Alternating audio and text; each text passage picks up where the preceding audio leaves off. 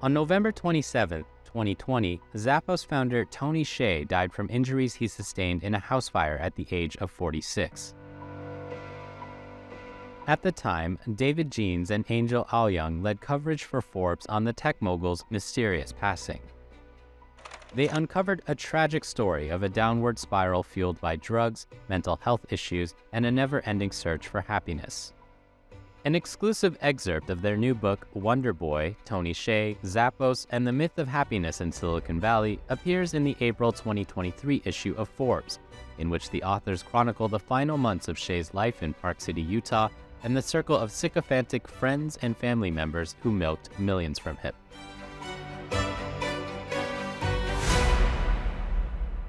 The book excerpt focuses on a very small window of Tony's life in 2020 when he was in Park City. And this particular episode focused on the friends and people who surrounded himself with, which included family members, it included longtime friends, and it also included people who just entered his life. And what we were trying to document in this particular chapter was how some of those people had entered business agreements with Tony at a time when he was spiraling with drug use. Essentially, he had spent years living in downtown Vegas. And when COVID-19 hit, he decided to move to Park City for various reasons. We heard a lot of different stories about what he was trying to do in Park City. He was trying to build world peace. He was trying to solve the COVID-19 crisis. But in many ways, it seemed like him going to Park City was just a way for him to run away from the efforts from friends and family to try to get him the help that he needed at that time. In the moments Hsieh did spend with his family, he left them struggling to connect with him. During one moment with his mother, Judy, he said he would be open with her if she would act like his friend. If she acted like a family member, then he would hide information from her. After Judy told him he needed to see a therapist, he said he would, but only if for every minute he was in therapy, she would sit in an ice bath. When she pressed the therapy point once more, mentioning his issues with attention, Tony left the house in a rage. He bought mansions, a ranch, multiple houses, and essentially told his friends that if you move to Park City, I'll double your most recent W-2. He started to send the word out far and wide, come and join me here. And the offer was too good to pass up. And often the mandate was just come here and create, build, do something that gives you purpose and helps you find your meaning in life. At first, some people who were old friends of his may have arrived in the city just because they were curious and he was their friend and they were trying to see what it was all about. Once they got there, some people turned around and walked away and left. Other people stayed and continued to draw salary from him and take money from him and into business deals with him. Often, people justified remaining in Park City by saying they were there to help their friend, which sometimes came into conflict with the payments they were receiving from him at the same time. And at the end of the day, it felt like money really muddied that situation. I think that some of Tony's friends who chose to move to Park City did move because the offer was too great. And you have to remember that this was during the first year of the pandemic. And a lot of people who didn't have 9-to-5 office jobs, they were nervous about job security. And Tony Hsieh was essentially offering them a lifeline during a period of huge uncertainty. So to have somebody like that offer to double your best W-2, I can see a scenario where people would choose to drop everything and move to Park City because of that. Hsieh had become focused on the study of biohacking to increase his personal output. He became convinced that inhaling nitrous oxide was a way to heighten his blood oxygen levels and eliminate the need for sleep. In between cigarettes, Hsieh was inhaling from whippet canisters like he was drinking water from a bottle. By one estimate, he was using more than 50 a day. His spiral with nitrous oxide came at a time when people were finding new ways to spend his money, and Hsieh seemed all too willing to spend himself broke, thanks to a nonsensical incentive scheme he had devised called 10X. So 10X actually started as a noble idea, which was Park City was reeling from the COVID-19 pandemic, and it was an initiative that he and some of his friends tried to launch to help restaurants in Park City reopen. And the idea was that he would run an open bar tab on Main Street in Park City, and then people in town could spend $10 buying like a band that would get you free food and drink at all these really nice restaurants in Park City. And it went well for a very short period of time, but the state of Utah quickly realized what Tony was doing and shut the program down, because you can't legally just run an open bar tab on an entire street in Park City. And so when that business plan fell apart, 10X morphed into something else that Tony started to implement with some of his friends and assistants and associates. It became an incentive scheme in which Tony would say, if you spend, $1,000 of my money, you'll get 10% of it on top of that. So if you were able to recruit someone and they get a $100,000 salary, then you would get $10,000. If you take your people out to a restaurant, you spend $1,000, you'll get $100 back.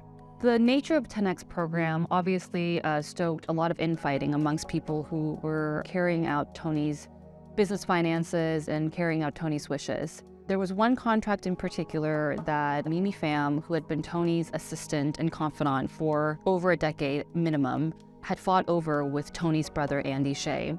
Tony had this idea to bring Paula Abdul, who he knew from a friendship level, to Park City and basically have her play shows for people to essentially encourage folks to come back to Park City during the pandemic.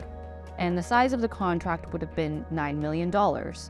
And whoever buttoned up that contract would have gotten that 10% commission, which meant that $900,000 was on the line.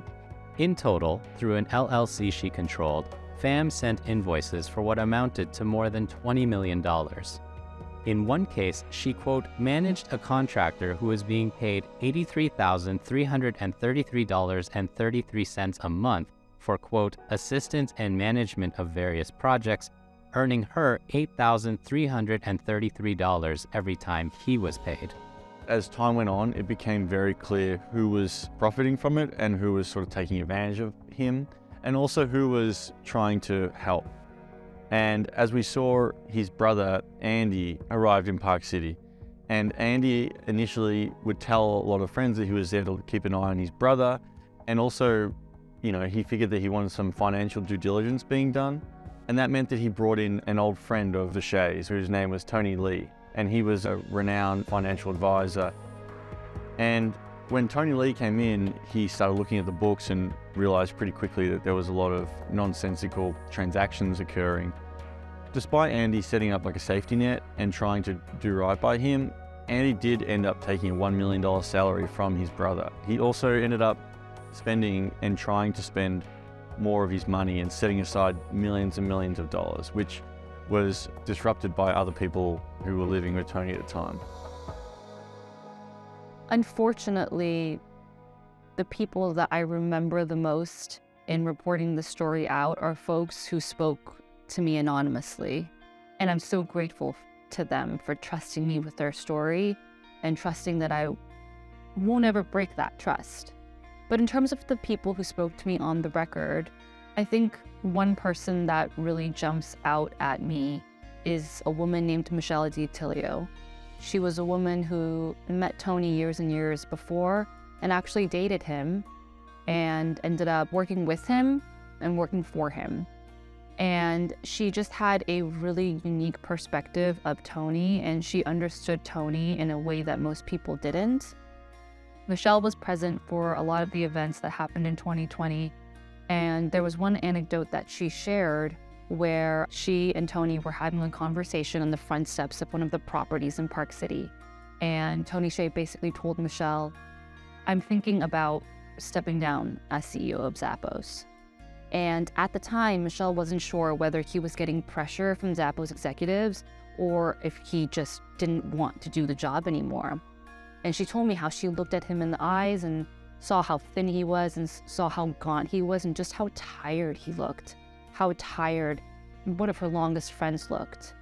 She said to him at that moment, you've done so much for other people, you just need to take care of yourself now. He always felt from a very young age that he never quite fit in, whether it was racially, socially, economically.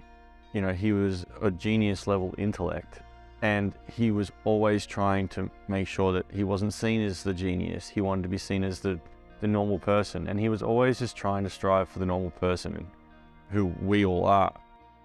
Tony was somebody who was singularly obsessed with finding happiness for himself. And in many ways, for Tony, that seemed to mean adding things to his life. Whether that meant building a community for his friends in the form of putting $350 million into revitalizing downtown project or building businesses. It was always about adding something to his life.